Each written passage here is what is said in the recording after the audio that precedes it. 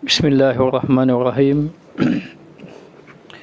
Alhamdulillah Rabbil Alamin. Wassalatu wassalamu ala ashrafil anbiya wal mursalin alihi wa sahbihi ajma'in. Subhanaka la ilma lana illa ma 'allamtana innaka antal alimul hakim. Rabbi shrah li sadri wa yassir li amri wa halul 'uqdatam min lisani yafqahu qawli. Dekat. Kenapa?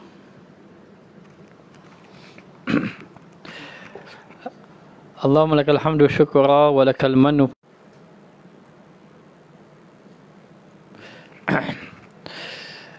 Alhamdulillah, segala puja dan puji bagi Allah Subhanahu wa taala. Selawat dan salam ke atas junjungan besar Nabi kita Muhammad sallallahu alaihi wasallam dan seterusnya kepada ahli saudaranya, para sahabat, golongan tabi'in, tabi'un tabi'in dan mereka yang mengikuti baginda Rasulullah sallallahu alaihi wasallam, dan yang kita muliakan para habaib, keluarga Nabi, ahli bait, muslimin muslimat yang dirahmati oleh Allah Subhanahu wa taala. Kita mohon kepada Allah agar malam ini moga-moga Allah taala memberi kebaikan dan dipermudahkan kita dalam pengajian kita, pembacaan kitab hikam. Kita sampai pada muka surat 36. Qala musannif rahimahullahu ta'ala wa nafa'ana bi ulumihi fid dharain amin. Kata Syekh Ibnu Athaillah radhiyallahu anhu wa ardah, min alamati mautil qalbi adamu husni ala ma fataka minat ta'ati wa takun nadami ala ma fa'altahu min wujudi zalali. Maksud dia, setengah daripada alamat tanda-tanda matinya hati itu ketiadaan duka cita atas luput akan dikau daripada segala kebaktian dan meninggalkan menyesal, yakni tidak menyesal atas barang yang telah engkau perbuat akan dia daripada wujud segala kesalahan. Maka dikatakan bahawa tanda-tanda hati mati ini adalah mereka itu tidak merasa risau dan sedih jika dia tidak melakukan ketaatan kepada Allah Subhanahu wa taala.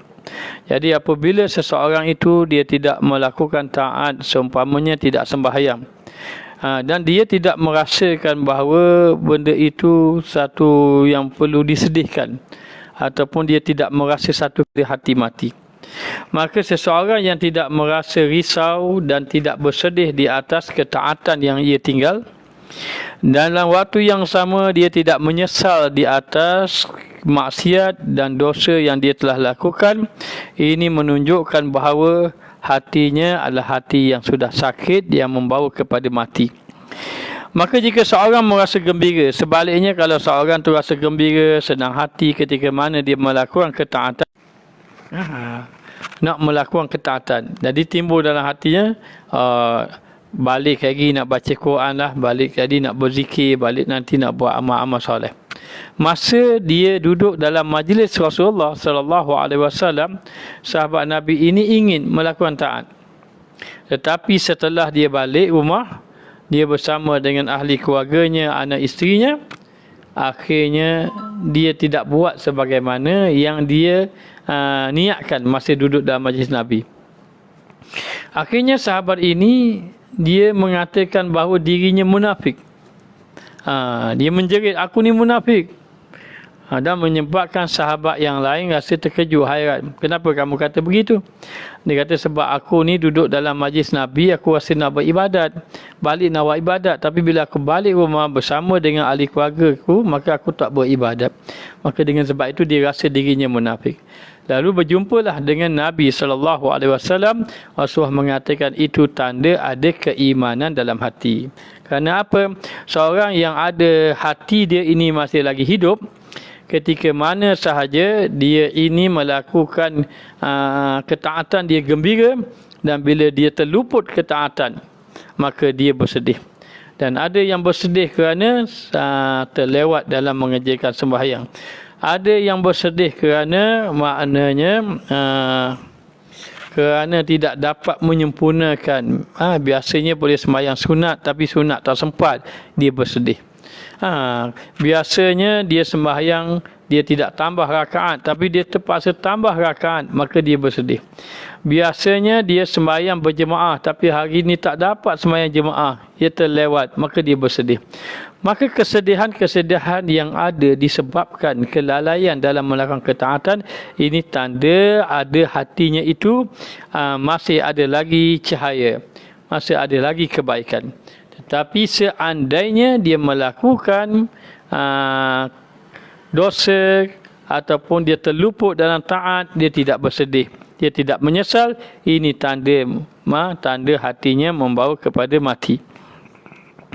Bermula qalbun itu, apabila ada ia hidup dengan iman, apabila hati itu hidup dengan iman, maka bercita ia atas barang yang telah luput akan dia daripada segala taat.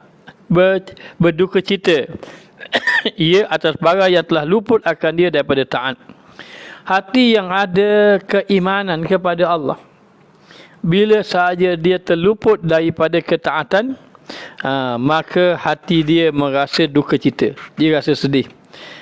Contoh, maknanya dia berniat nak sembahyang sunat qabliyah, tiba-tiba terlepas dia nak sembahyang sunat qabliyah, maka dia sedih. Dan begitu juga ketika mana dia ini nak bangun sembahyang malam contohnya, tiba-tiba dia bangun saja orang azan subuh, tak sempat nak sembahyang tahajud ataupun witir, maka dia bersedih.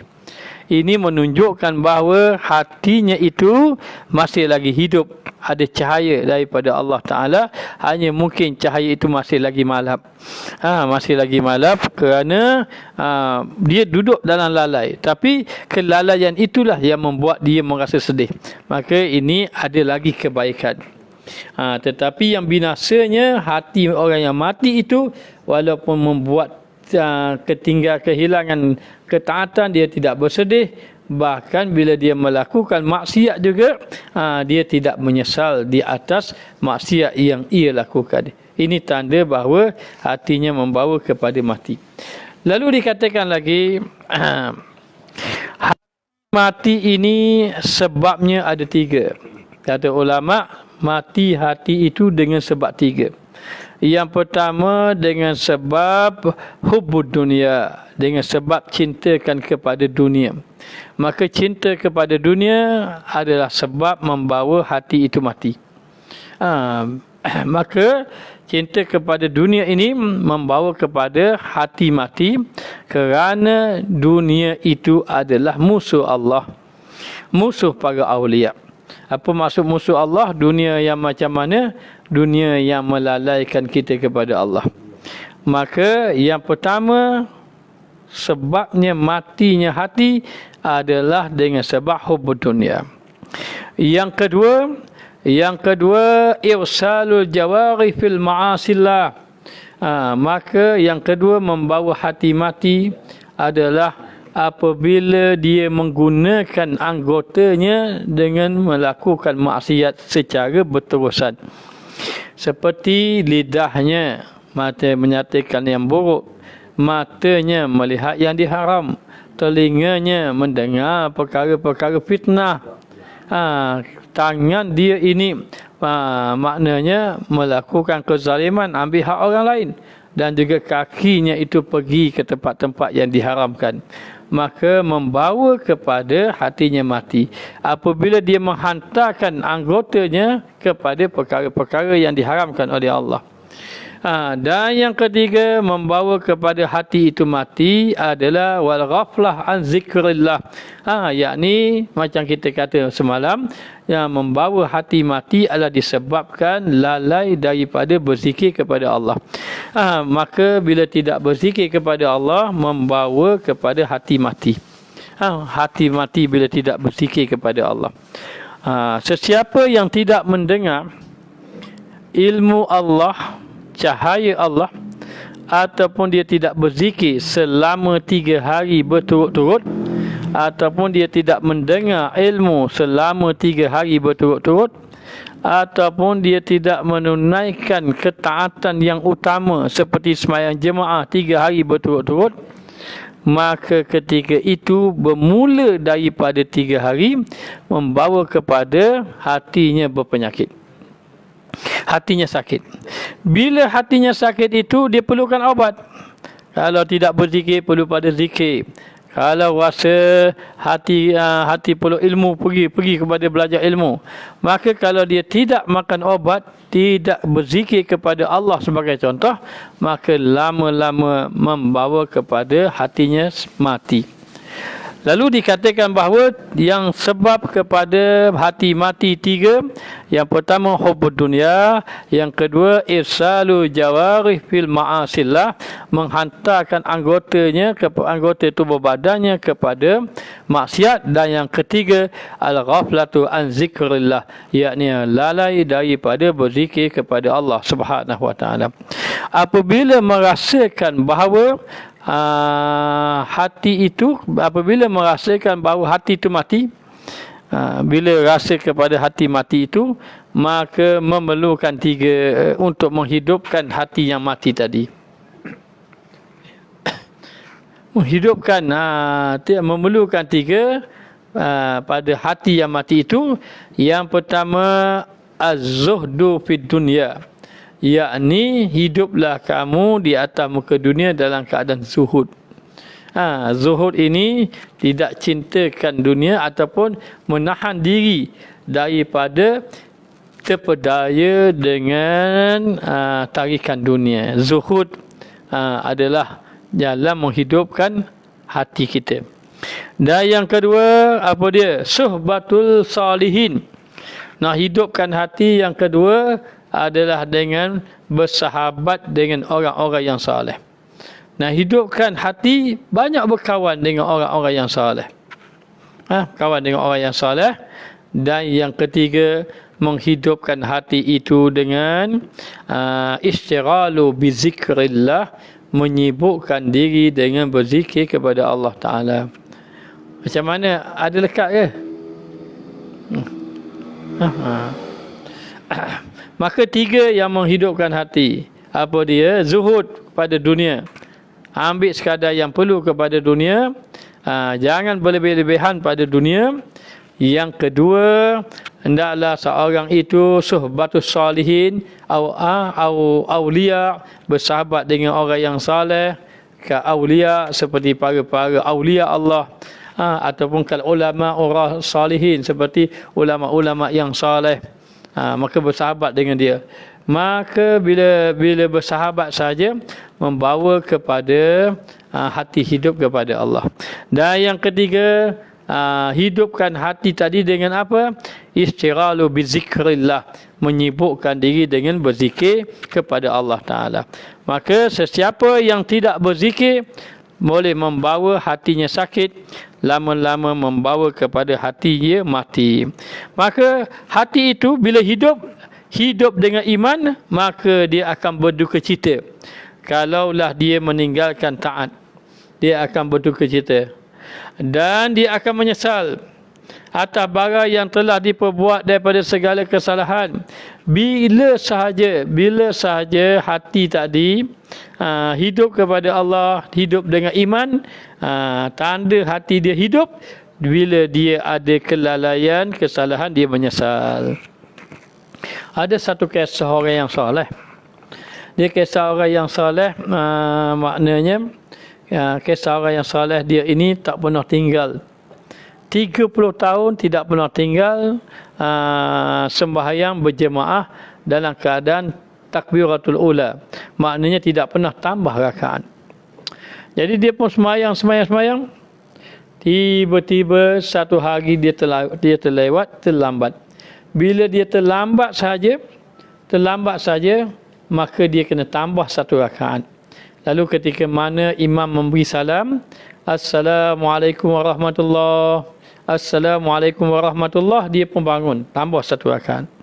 Ketika mana dia tambah satu rakaat, mari terlintas dalam hati, malunya aku, selama ni aku tak pernah lewat pun, hari ni lewat. maka selepas daripada dia solat tadi, habis dia salam, dia bertaubat pada Allah. Rupa-rupanya kata dia, bila terlintas dalam hati, malunya aku tak pernah semayang lewat, hari ini semayang lewat, maka dia menghukum bahawa selama ini mungkin aku beribadat dalam keadaan tidak ikhlas pada Allah, kata dia. Mungkin beribadat dalam keadaan tidak ikhlas pada Allah. Lalu dalam keadaan macam tu, apa dia buat? Dia mengqadakan balik sembahyang 30 tahun. Maknanya ini orang sufi, mengqadakan balik 30 tahun. Kenapa? Kerana dia merasakan bahawa dengan dia mengatakan gitu, dia telah rasa kesalahan. Maka dia mengqadakan kembali. Ini orang-orang yang maknanya hati yang dekat kepada Allah. Lalu dikatakan bahawa apabila sahaja dia melakukan kesalahan, dia menyesal, dan dikehendaki itu wujud suka pada yang dikerjakannya di dalam daripada segala taat, dan apabila saja dia melakukan ketaatan, dia rasa gembira. Lakukan ketaatan dia gembira, dan dijauhinya daripada segala maksiat dan kejahatan. Yakni apabila dia ini muhasabah, ternyata Allah memberi dia ketaatan hari ini dan Allah memberi dia meninggalkan maksiat, maka dia bersyukur, dia merasa gembira. Gembira dalam keadaan bersyukur, bukan gembira dalam keadaan berbangga. Tetapi gembira dalam keadaan bersyukur. Jadi bagi orang-orang yang sedang berjalan dengan segala amal ibadatnya menuju kepada keberadaan Allah Ta'ala, mendekatkan diri kepada Allah Ta'ala, ataupun untuk menambahkan makrifat kepada Allah Ta'ala, maka antara jalan yang penting itu istighalu bizikrillah, sibukkan dengan berzikir kepada Allah Ta'ala. Dengan dia berzikir kepada Allah Ta'ala ini, insya-Allah dia akan dapat menjaga anggota dia, dapat menjaga tangan kaki dia, anggotanya, kepada ketaatan kepada Allah Subhanahu Wa Taala. Bila saja dia itu banyak berzikir, dapat jaga anggota dia, insya-Allah hatinya akan zuhud kepada dunia. Dalam waktu yang sama, hati dia ini akan cenderung kepada ketaatan, lama-lama gemar kepada taat, benci kepada maksiat. Maka bila hati ini hati hidup, dia akan merasa sedih, dia akan rasa menyesal, dia rasa pilu, dia rasa sangat rugi apabila dia mengerjakan maksiat. Rasa sedih, rasa menyesal. Ini tanda hatinya hidup. Kerana apa? Kerana dia rasa bersalah di atas apa yang Allah Ta'ala perintahkan. Maka ini hatinya masih lagi hidup, dan bila mana saja dia merasa duka cita dengan sebab dua. Satu, dengan sebab dia tinggalkan, dia telah luput ketaatan. Seperti apa? Seperti biasa dia sembahyang sunat, tiba-tiba dia tak sembahyang sunat, maka dia rasa menyesal dan sedih. Walaupun dia buat taat, tapi dia merasakan kerugian kerana ada taat yang dia ini maknanya yang dia sepatut buat, dia tidak buat. Yang kedua, hati orang ini dikira hidup, tidak mati. Apabila saja dia melakukan dosa, dia lakukan maksiat, dia menyesal, dia rasa bersalah, maka ini tanda hatinya hidup. Maka sebaliknya, hati mati itu adalah tidak merasa apa-apa. Sehingga Nabi SAW bersabda, man sarathu hasanatuhu wa sa'athu sayyi'atuhu fahuwa mu'min. Barang siapa yang merasa gembira di atas ketaatan yang dia lakukan, dia rasa gembira dengan kebaikan dia lakukan, dan juga dia merasa menyesal, merasa bersalah di atas kejahatan dia, fahuwa mu'min, dia orang mukmin. Dia orang yang beriman kepada Allah Ta'ala. Kerana apa? Kerana hatinya masih lagi ada nur, ada cahaya. Kerana hati orang yang hidup kepada Allah, maka bila buat baik dia bergembira, buat jahat dia menyesal, bahkan mahu meninggalkan dia. Maka ini tanda hatinya masih lagi hidup. Maka tanda hati mati, tidak merasa apa-apa. Tidak merasa apa-apa ketaatannya, dia hatta ketaatan yang dia buat pun dia pun rasa tidak tidak tidak merasa suka dia, tidak berasa seronok. Kalau orang kalau semayang nak semayang lagi, kalau baca Quran esok nak baca pula, ia sekadar tu saja. Ini bimbang membawa kepada hati yang mati. Maka bermula hati itu dan dikehendaki itu wujud suka pada yang dikerjakannya di dalam segala taat. Bila dia buat taat, dia rasa gembira. Man sarathu hasanatuh, siapa yang buat baik, dia rasa gembira dengan kebaikan dia. Kemudian dikatakan bahawa dan dijauhinya daripada segala maksiat. Dikehendaki ia wujud suka pada barang pada yang dikerjakannya di dalam segala taat. Bila dia buat taat, dia rasa gembira, dan dijauhinya daripada segala maksiat dan kejahatan, dan dia rasa gembira bila Allah Ta'ala jauhkan dia daripada maksiat. Dan juga dia ini maknanya suka buat taat. Maka tanda seseorang itu Allah Ta'ala kasih kepada dia, yang pertama dia dipermudahkan buat taat. Ini tanda dia kasih. Allah Ta'ala kasih pada dia, dia dipermudahkan buat taat. Kadang-kadang dia tak fikir pun nak buat taat, Allah mudahkan dia buat taat. Yang kedua, maknanya ni tanda Allah Ta'ala kasih kepada dia. Apabila saja dia tersalah melakukan kejahatan, dia cepat-cepat kembali pada Allah. Dia tidak berlautan panjang di dalam maksiat. Dan yang ketiga, Allah Ta'ala kasih kepada dia, Allah Ta'ala beri pintu dia untuk berdoa kepada Allah. Setiap kali dia rasa salah, dia berdoa minta pada Allah, Allah tunjuk jalan. Ini tanda Allah mengasihi dia. Tiga tanda Allah tidak kasih seseorang, dia ini tidak mampu meninggalkan maksiat walaupun sudah cuba berusaha meninggalkan maksiat. Yang kedua, bila dia buat maksiat dipermudahkan. Ini tanda dia ini jauh dengan Allah Ta'ala. Dan yang ketiga tertutup pintu doa kepadanya. Ia tidak mahu berdoa kepada Allah Subhanahu Wa Ta'ala. Ini tanda bahawa ia duduk di dalam jauh dengan Allah Subhanahu Wa Ta'ala. Maka dikatakan bahawa kata Ibnu Mas'ud radhiyallahu anhu, bermula orang mukmin itu melihat ia akan segala dosanya seperti bukit. Seperti bukit, takut ia bahawa jatuh ia atasnya. Dan orang yang derhaka itu melihat ia segala dosanya seperti lalat yang jatuh ia atas hidungnya. Orang yang benar-benar beriman kepada Allah, dikata yara zunubahu ka'annahu fi asli jabal. Yakhafu an yaqa alaihi. Dan orang yang benar-benar beriman, bila dia buat satu dosa, maka dia merasakan seolah-olah ada bukit, ataupun dia duduk di atas bukit, dan dia takut dia nak jatuh, dia takut terjatuh daripada bukit tadi.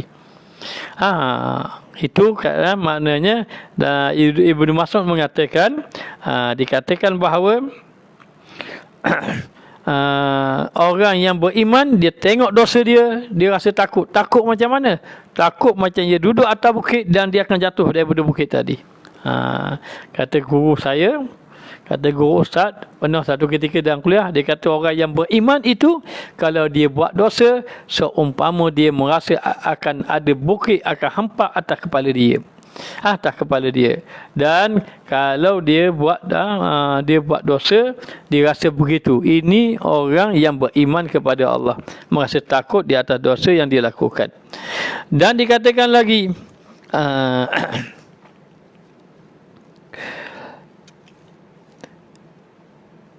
melihat ia akan segala dosanya seperti bukit, takut ia jatuh ia atasnya. Dan orang yang derhaka itu Ahli maksiat itu melihat ia akan dosanya. Dia tengok dosa. Seperti lalat yang jatuh atas hidung. Seperti lalat yang jatuh atas hidung. Dia tepis gitu, hilang. Begitu saja. Mudah saja. Dia menganggap begitu. Maka ini tanda seseorang tadi, apabila sahaja dia ini melihat lalat itu, dosa umpama lalat saja, tak rasa susah, tak rasa takut, tak rasa menyesal, ini tanda hatinya mati. Kata guru saya, dia kata kalau buat dosa seumpama bukit nak hempap, itu orang beriman. Kalau buat dosa, dia melihat dosa seumpama lalat atas hidung, itu umpama orang munafik katanya. Wal-iyazubillah. Maka dalam keadaan macam itu, Nabi SAW telah memberi gambaran dua golongan, generasi dulu dengan generasi sekarang. Rasulullah mengatakan, di kalangan kamu ini, kalangan para sahabat ini, kalau dia melakukan dosa, dosanya begitu halus, halus bagaikan rambut, tetapi dosa itu kecil saja bagaikan halus, kecil lagi halus bagaikan rambut, tetapi merasakan bahawa dosa itu bagaikan sebesar bukit yang besar. Maknanya dosa itu kecil saja, mungkin sebesar rambut, mungkin sebesar lubang jarum, tetapi dia merasakan bahawa bagaikan bukit yang begitu besar yang akan hempak atas kepala dia. Nanti di akhir zaman akan datang, akan ada golongan melakukan dosa sebesar-besar dosa, tetapi merasakan dosa itu begitu halus bagaikan jarum, lubang jarum ataupun bagaikan rambut. Berbeza. Sebab itu ada satu orang sahabat, Abu Sa'labah kalau tidak silapnya, ada satu orang sahabat, beliau ini berjalan, tiba-tiba terlihat wanita membuka aurat. Wanita itu mandi. Bagaimana melihat? Wallahu a'lam. Mungkinlah wanita itu tak pakai tudung, mungkin. Maka dia terlihat satu wanita yang terbuka aurat ketika mandi. Ini sahabat ini bukan melihat, dia terlihat saja. Maka dia merasa sangat bersalah.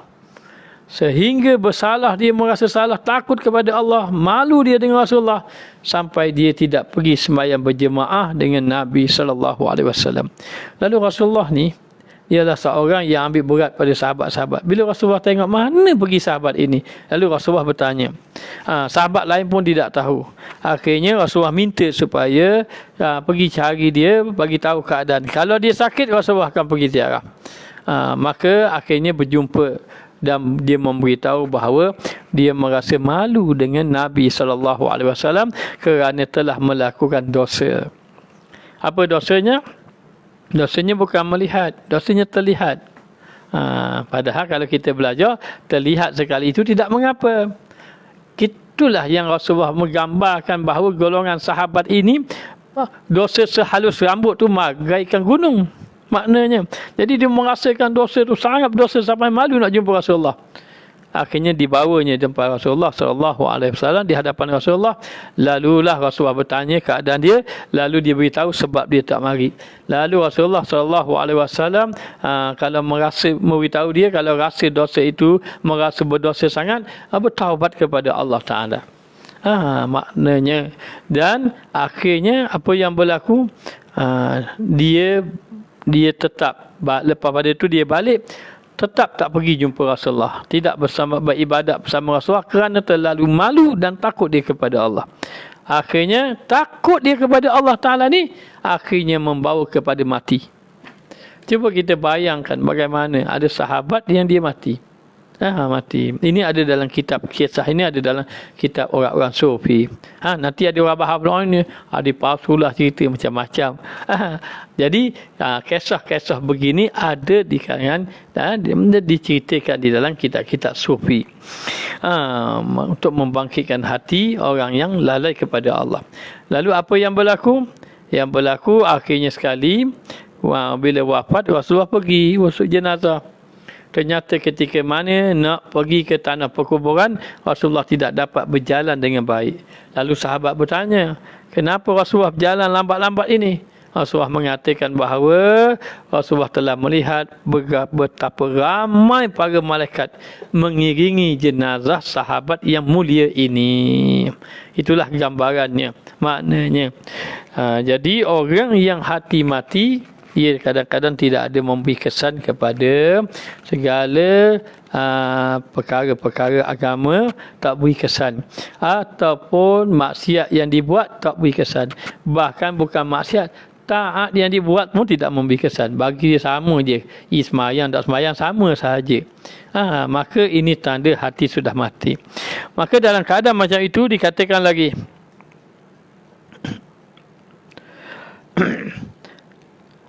dan telah tersebut dalam hadis. Dalam hadis, barang siapa yang dibaikkannya kebaikan, man sarathu hasanatuhu, dan jahatkannya akan kejahatan, wasa'athu sayyi'atuhu, maka iaitu mukmin, maka dia adalah orang mukmin. Man sarathu hasanatuhu wasa'athu sayyi'atuhu fahuwa mukmin. Sesiapa yang merasa gembira di atas kebaikan, kemudian dia rasa menyesal di atas segala kejahatan dia, maka itu adalah orang mukmin. Orang mukmin. Sebab itu kalau orang datang pada kita sebagai contoh, dia kata dia ini banyak dosa, dia ini lalai, maka sebenarnya dia itu orang yang sedang disucikan hatinya oleh Allah. Jangan memandang rendah kepada orang yang seumpama ini. Tak kiralah dia datang sebagai peminum arak sekalipun, maknanya penjudi sekalipun, maka dia datang, maka ketahuilah, letakkan dalam hati kita bahawa orang ini sedang disucikan hatinya oleh Allah. Kenapa? Kerana dia merasa bersalah di atas perbuatan yang dia telah lakukan. Ingat, ahli syurga itu kadang-kadang datang daripada ahli-ahli maksiat yang bertaubat, dan ahli neraka itu ada kadang-kadang ataupun ada yang datang daripada ahli ibadat yang riak di dalam ibadat ataupun ujub, wal iyazubillah. Maka dalam keadaan macam itu disuruh kepada kita, jangan sampai hati kamu mati. Kerana apabila hati mati tadi, membawa kepada seseorang itu tidak memberi kesan kepada ketaatan. Lalu dikatakan bahawa apabila saja dia melakukan kesalahan, maka dia berduka cita. Ya, maka jikalau tiada ada hamba itu bersifat itu, kalau tak ada hamba gitu, dia buat taat, dia tak rasa gembira sangat dengan taat dia, dan dia tidak bersyukur dia dapat buat taat, dan ketiadaan bersedih, berduka cita atas yang luput akan dia tadi, dan kalaulah tiada dia itu berduka cita di atas luput dia, atas kesedih, dia tak merasa sedih atas di kelalaian dia tadi, dan ketiadaan menyesal atas barang yang datang akan dia, dia tidak menyesal pun. Dia semayang lewat pun tak menyesal. Angkat takbir semayang zuhur, orang bang asar, dia rasa biasa, asal semayang sudah bagi dia.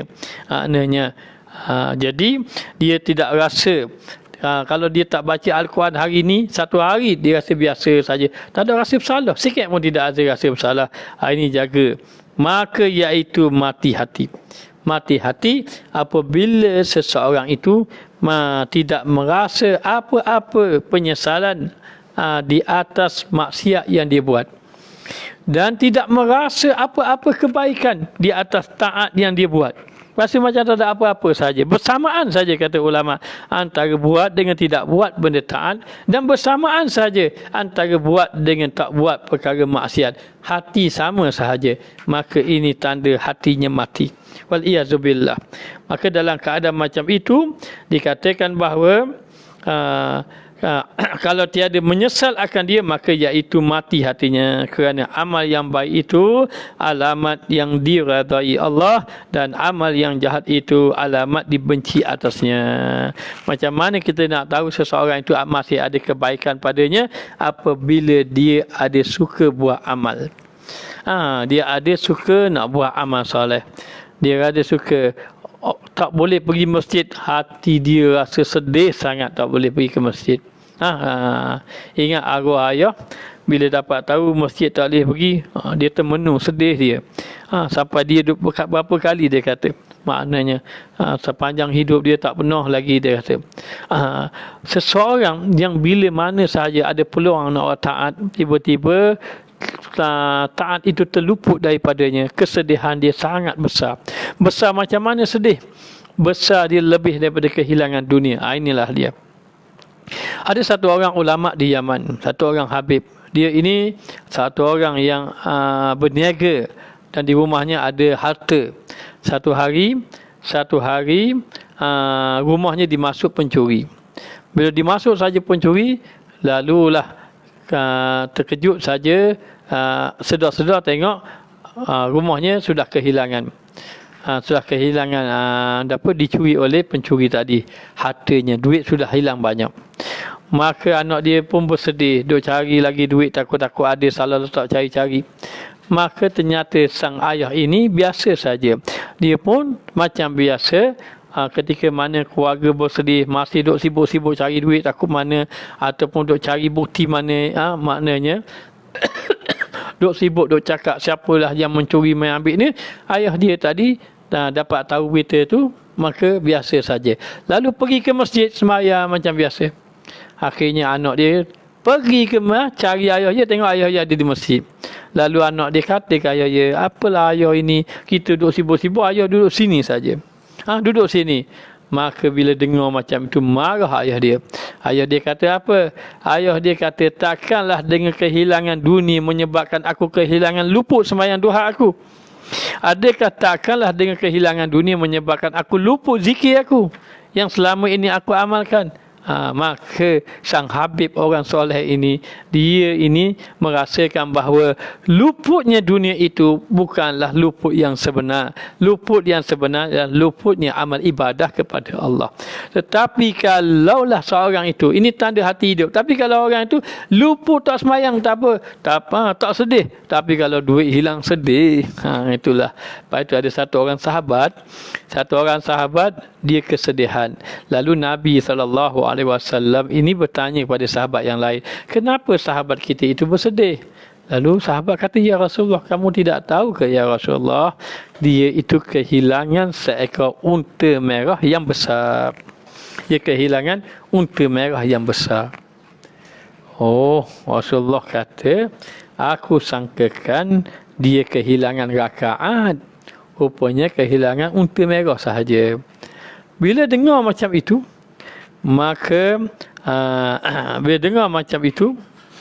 dia bertanya Rasulullah, ya Rasulullah, manakah besar rakaat dengan unta merah yang saya hilang tu? Lalu kata Rasulullah, wahai sahabatku, rakaat itu lebih besar daripada dunia yang dipenuhi dengan unta merah yang besar. Lebih besar lagi rakaat dibandingkan dengan dunia yang isinya dipenuhi dengan unta merah yang besar. Mendengar kenyataan Rasulullah, baru dia faham kedudukan yang sebenarnya. Maknanya mana yang lebih besar itu luputnya amal. Sesiapa yang luput amal, tak rasa rugi, tak rasa sesal, itu tanda hatinya mati. Itu tanda hatinya mati. Maka dikatakan bahawa dalam hidup hati itu kuatlah harapnya atas bersungguh-sungguh dalam segala taat. Adapun orang bila mana sahaja dia ini hatinya hidup, maka kuatlah hatinya cenderung kepada taat. Mana-mana yang cenderung kepada taat, hatinya hidup lagi. Masih lagi hidup. Maka dikatakan bahawa kuatlah harapnya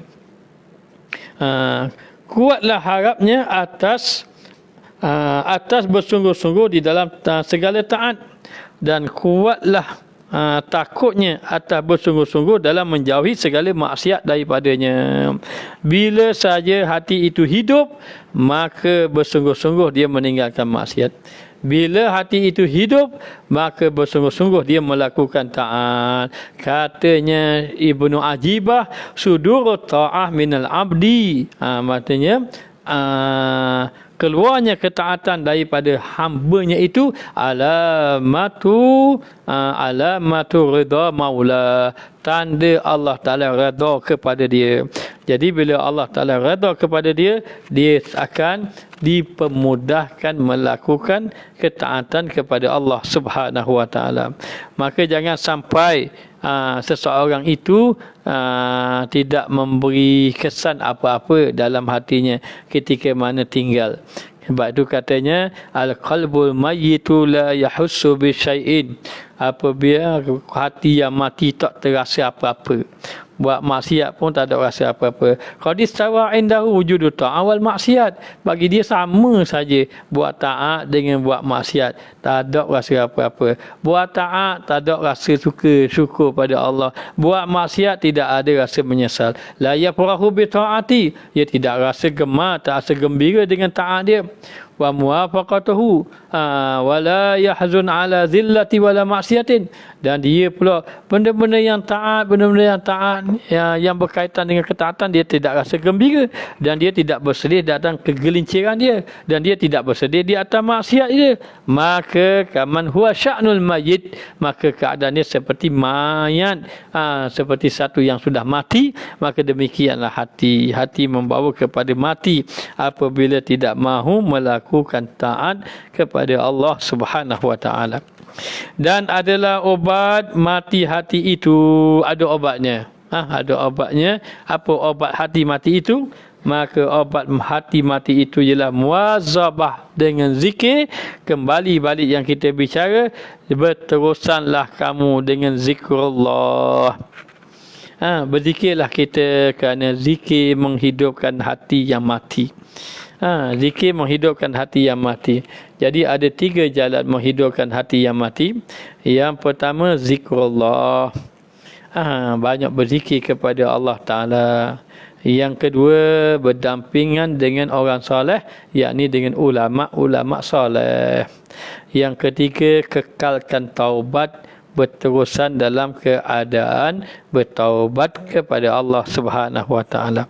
Maka obat matinya hati itu, kalaulah orang yang mati tak ada obat, tapi hati yang mati ada obat lagi. Apa dia obatnya? Muwazabah ala zikri. Maknanya berterusan atas zikir dengan kuwah, dengan kekuatan, sedaya upaya, dan dengan menghadirkan barang yang telah dijanjikan akan dia kepada segala orang yang ahli maksiat. Dan yang demikian itu dengan berbanyak-banyak mendengar yang mengajar, yang pengajar yang menipiskan bagi hati. Apa dia maksudnya? Maksud dia seorang itu mesti kena berzikir. Berzikir kepada Allah Ta'ala sehingga zikir dia datang rasa takut, ingat janji Allah bagi orang maksiat. Bagi orang yang maksiat itu, bila buat maksiat maka Allah janji akan azab. Maka ketika mana berzikir sampai dia ingat janji-janji Allah, sampai dia ingat datang rasa takut dia kepada Allah. Dalam waktu yang sama, selain daripada zikir, dengarlah ilmu-ilmu daripada orang yang soleh. Itu sebab itu Ustaz kata tadi, yang pertama kekalkan zikir, yang kedua berdampingan dengan ulama-ulama yang soleh. Carilah ulama-ulama yang soleh yang boleh membantu kita. Macam mana Ustaz nak tahu ulama-ulama yang soleh? Yang pertama, kalau dia bercakap menambahkan ilmu. Yang kedua, kalaulah kita berdampingan dengan dia, membaiki akhlak kita. Dan yang ketiga, kalau beribadah dengan dia, mengingatkan kita kepada Allah, menipiskan kita cinta dunia, membawa benci kita kepada maksiat. Ini di antara tanda-tanda yang orang yang boleh menyebabkan hati kita hidup kembali kepada Allah Subhanahu Wa Ta'ala. Dan dikatakan bahawa dan mendengarlah yang pengajar yang menipiskan bagi hati. Hati yang tebal dinipiskan. Nipis apa? Nipiskan dia punya hijab yang tebal tadi dengan dosa-dosa yang telah kita lakukan. Maka dengan itu mendengar majlis-majlis ilmu, mendengar daripada para habaib, mendengar daripada para masyayikh, mendengar daripada para kiai-kiai, yang soleh, yang amanah dengan ilmu, yang jujur, yang dia mengajar ilmu membawa manusia pada Allah. Dia tidak membawa manusia kepada pemusuhan. Dia tidak membawa manusia kepada kebingungan manusia. Orang yang benar berjalan dengan Allah, dia ini umpama orang yang ada lampu suluh dan kita ikut dia, insya-Allah selamat. Maka belajarlah dengan orang-orang yang soleh. Dan ketahui olehmu bahawasanya segala arwah orang mukmin yang khawas itu di dalam syurga. Roh orang-orang yang soleh itu duduk di dalam syurga. Maka apabila telah dibukakan bagi mereka itu daripada segala hal mereka itu dan segala maqam mereka itu di dalam negeri dunia ini, maka jadilah mereka itu di dalam menyesal. Ahli-ahli syurga itu bila mana dia masuk dalam syurga, ditempatkan dia di atas tempat kedudukan dia, lalu diberilah bahagian-bahagian dia. Inilah sebab ini bahagian kamu yang kamu buat atas muka dunia. Ini ahli syurga ni, kita tak cakap ahli neraka, kita cakap ahli syurga. Inilah bahagian-bahagian kamu. Yang bahagian kamu yang Allah beri kepada ahli-ahli syurga tadi. Lalulah ketika mana dia melihat ketaatan ni, Allah Ta'ala beri kepada dia hasil daripada dia melakukan ketaatan. Maka jadilah mereka itu di dalam menyesal di atas dosanya. Ini ahli syurga menyesal. Dia menyesal. Kerana apa? Kerana ketika dulu hidup atas muka dunia, dia tidak penuhkan amal masanya dengan ibadat. Dia tidak menyempurnakan. Sedangkan mereka ini ahli syurga. Apa kata ahli syurga? Ahli syurga dalam kitab Tanbihul Wafili minta nak buat amal ibadat. Boleh nak buat ibadat. Beri sujud sekali tak apa dah. Allah Ta'ala kata, wahai ahli syurga, di sini bukan tempat ibadat. Ini adalah yaumul jaza, tempat balasan. Allah dah balas dah bagian kamu. Apa mereka kata? Ahli syurga mengatakan, ma abadnaka haqqa ibadatika. Kami, ya Allah, masih duduk atas muka dunia dahulu, kami tidak bersungguh-sungguh melakukan taat kepada kamu, tidak bersungguh-sungguh melakukan ibadat kepada kamu. Maka menyesallah ahli syurga. Ahli syurga juga menyesal. Sebab itu kata ulama, menyesallah kamu di atas muka dunia sebelum menyesal di negeri akhirat. Kita semua menyesal, pasti akan menyesal. Nak hok bercakap ni, menyesal. Tetapi pastikan kita menyesal yang membawa kita ini tidak akan mengulang lagi kemaksiatan, membangkitkan amal taat, dan menyesal itu membawa kepada kita bila jatuh kepada kelalaian, kita merasa sangat bersedih dan tidak akan mahu mengulangi lagi. Lalu dikatakan lagi di sini, dan bercita-cita atas yang luput mereka itu daripada segala taat, padahal maknanya ia itu kepada Allah. Padahal dia itu kepada Allah dia. Tiada takut ia daripada luput, kerana bahawasanya bercintaan atas luput taat. Dia dahulu, orang-orang yang ahli syurga dahulu, mereka mengajarkan taat kepada Allah Subhanahu Wa Taala, maka ketaatan yang mereka buat itu dalam keadaan dia jaga, takut luput. Jaga sungguh takut luput, takut kehilangan, takut ketinggalan dan seumpamanya.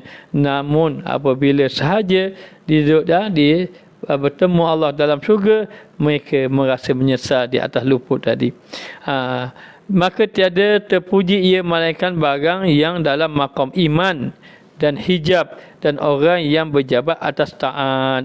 Maka dikatakan bahawa orang-orang yang melakukan ketaatan itu, mereka sendiri pun merasakan bahawa alangkah ruginya di atas ketaatan yang dia buat tadi, tidak maknanya tidak benar-benar, maknanya dia melakukan ketaatan. Bila Allah Ta'ala membuka hijab kepada dia mengenai perjalanan orang-orang yang melakukan taat. Maka ada satu orang sahabat, kalau tidak silap Sauban namanya. Beliau ini dicintai oleh Nabi. Nabi pun cinta dia. Sauban ini dia buktikan dia cinta sungguh Rasulullah sallallahu alaihi wasallam. Maka Sauban ini dia ini sentiasa sembahyang dengan Nabi. Ulang alik daripada rumah dia pergi ke sembahyang, dia tidak pernah tinggal sembahyang berjemaah. Dalam waktu yang sama Sauban ini bukanlah orang yang bukanlah sahabat yang kaya, tetapi Sauban ini suka menginfakkan harta pada jalan Allah. Dan juga beliau ini maknanya sentiasa mengutamakan Nabi Muhammad sallallahu alaihi wasallam. Jadi dia sentiasa datang awal dan dia sentiasa banyak melakukan amal ibadat. Satu hari Nabi nak sembahyang subuh, tapi Nabi lihat Sauban tidak ada. Maka Rasulullah tunggu. Tapi oleh kerana takut lewat, Rasulullah pun sembahyang. Dan itulah hari yang biasanya subuh ada, tapi hari itu Sauban tidak ada subuh, pada waktu subuh. Selepas sembahyang subuh, maka Rasulullah pun pergi rumah Sauban. Maka pergi rumah Sauban, rupa-rupanya hari itu hari kematian Sauban. Maka bila Sauban wafat, Rasulullah tanya pada keadaan isinya, isi pun menceritakan mengenai keadaan suaminya tadi. InsyaAllah dalam keadaan baik kematian dia tadi. Hanya sebelum dia nak wafat, dia ada mengatakan beberapa perkara. Apa dia? Antara yang dia kata tu, kenapalah lambat, alangkah baiknya cepat. Kenapalah dekat, alangkah baiknya jauh. Kenapa sedikit, alangkah baiknya banyak. Maka bila dengar macam tu, Rasulullah gembira. Isinya tak faham apa maksudnya. Maksud dia, ketika mana dia nak wafat, Allah tunjukkan bahagian pahalanya. Bila ditunjukkan bahagian pahalanya, dia pun merasakan, Allah, ruginya aku, apalah rumah aku ni dekat. Alangkah baiknya jauh. Kalau jauh lagi banyak pahala. Dia itu maksud dia. Kemudian dia kata, kenapalah aku ni lambat. Alangkah baiknya cepat. Sedangkan dia adalah orang yang awal sembahyang. Maknanya, tapi dia rasa Allah lambat lagi, kalau aku tahu awal lagi aku akan datang. Dan kenapalah sedikit, alangkah baiknya banyak. Sedangkan dia sudah banyak infak harta pada jalan Allah, tapi dia rasa sedikit. Kenapa? Setelah dia melihat ganjaran-ganjaran yang Allah Ta'ala beri kepadanya. Maka kita semua akan menyesal di atas kelalaian kita. Maka jangan sampai hati kita mati. Tanda orang mati, hatinya tidak merasa menyesal di atas kekurangan ibadat yang telah ia lakukan.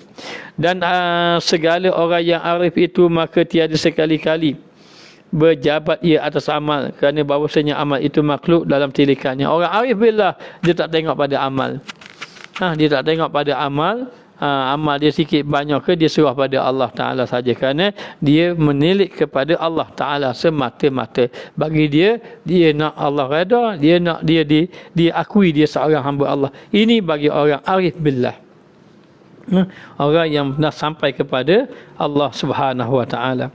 Dan sesungguhnya telah dibukakan bagimu akan pintu taraki di dalam tempat berbahagia, dan telah ditunjukkan engkau atas baik sangka dan berpegang pada Allah.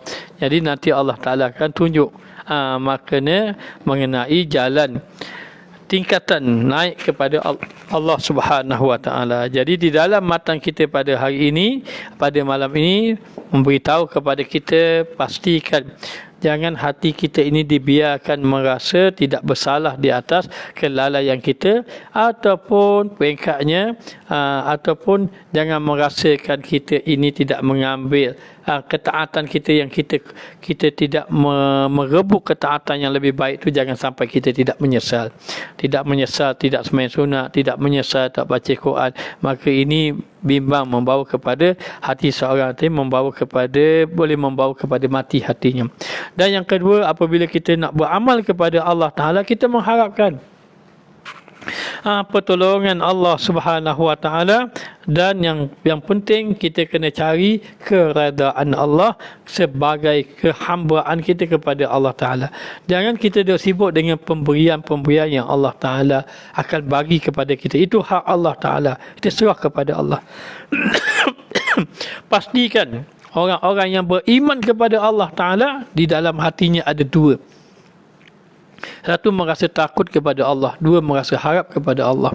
Dia ketika mana melakukan ibadat, harap Allah Ta'ala terima. Dan dia merasa takut untuk dirinya jatuh ke dalam maksiat. Maka dikatakan bahawa hati yang mati adalah hati yang tidak merasa gundah gulana, walaupun tidak mengerjakan ketaatan kepada Allah Ta'ala. Bahkan dikatakan bahawa hati seseorang itu apabila saja dia melakukan maksiat, lalu dia merasa tidak bersalah. Ini tanda hati seorang itu sudah mati. Oleh kerana itu, kita jagalah hati kita dengan cara macam mana? Dengan cara banyakkan zikrullah kepada Allah Ta'ala, dengan berzikir. Nascaya hidup hati kita dengan berzikir membawakan kita ini berjalan kepada Allah Ta'ala. Dengan kita berzikir, insya-Allah Allah Ta'ala akan menjadikan kita dekat dengannya. Jadi sekadar ini saja yang dapat disampaikan. Moga-moga Allah Ta'ala beri kebaikan kepada kita semua. Moga-moga Allah Ta'ala jadikan kita hamba Allah yang saleh. Jadi untuk pengetahuan mengenai kita buku aurat amalan harian ni, zikir-zikir ni, sesiapa yang berminat untuk dapatkan kitab amalan ini, bolehlah klik link WhatsApp. Link WhatsApp di pin komen live ini, ataupun boleh WhatsApp terus kepada nombor 014-534-4622. Maknanya jadi harganya murah aja, tak sampai RM10. Harganya RM8 saja. Harganya RM8 saja. Dan kita ini maknanya daripada pembelian ini kita akan sumbangkan kepada madrasah, madrasah hidayah. Kita tidak berniaga atas zikir ini, tetapi ini satu jalan untuk menyumbang pada madrasah Al-Hidayah. Itu madrasah yang Ustaz maknanya asaskan. Jadi insya-Allah kita jumpa. Siapa yang inginkan aurat ini, sekali lagi Ustaz bagi tahu bahawa boleh klik link WhatsApp di pin komen nanti, di pin komen live ini, ataupun terus WhatsApp pada nombor 014-534-4622. Insya-Allah nanti kita akan postkan kepada sesiapa yang berminat. Dan dengan itu setelah dapat bolehlah diamalkannya. Jadi sekadar ini saja. Moga-moga Allah Ta'ala beri kebaikan pada para jemaah. Bersyukur kita pada Allah kerana pada malam ini line kita boleh clear molek. Dan bersyukur kita kepada Allah Ta'ala. Moga-moga Allah Ta'ala beri kita petunjuk untuk kita nak melakukan ketaatan kepada Allah. Kita mengharapkan taufik dan hidayah Allah agar kita ini mendapat kebaikan di sisi Allah. Kita mohon Allah Ta'ala pelihara kita, ahli keluarga kita, orang-orang yang kita kasihi. Dan kita mohon Allah Ta'ala ampunkan segala dosa kita, dosa orang-orang yang kita kasihi, dan jangan lupa juga dosa orang yang membenci kita pun kita doakan dia agar Allah telah ampunkan dosanya. Jadi sekadar ini saja. Wabillahi taufiq wal hidayah. Wassalamualaikum warahmatullahi wabarakatuh.